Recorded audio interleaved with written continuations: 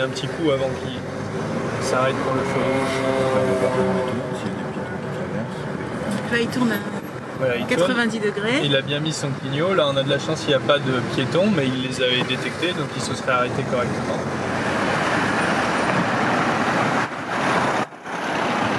Les tests avec ce véhicule servent principalement à montrer à nos clients constructeurs et au grand public qu'on est capable de rouler en autonome, même partiellement, dans des conditions de circulation extrêmement difficiles comme à Paris.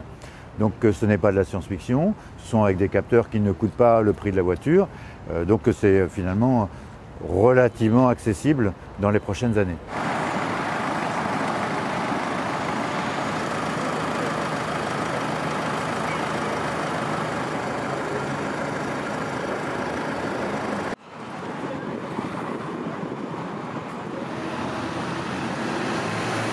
Dans les prochaines années, on verra finalement deux types d'objets, des navettes autonomes ou des robotaxis, qui seront des véhicules très bien équipés, vraiment autonomes, il n'y aura pas de volant, etc., mais qui seront capables de faire des missions limitées, par exemple sur un trajet donné ou dans des quartiers donnés, donc principalement pour des grands centres-villes ou des liaisons point à point, dans les aéroports, etc.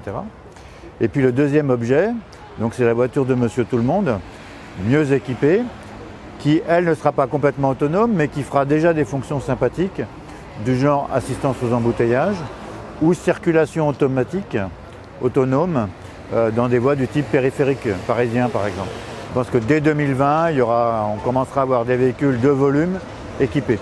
La voiture est adaptée à la circulation de Paris, donc très généralement, on n'a pas à reprendre la main, mais il y a un certain nombre de situations où on a besoin de reprendre la main.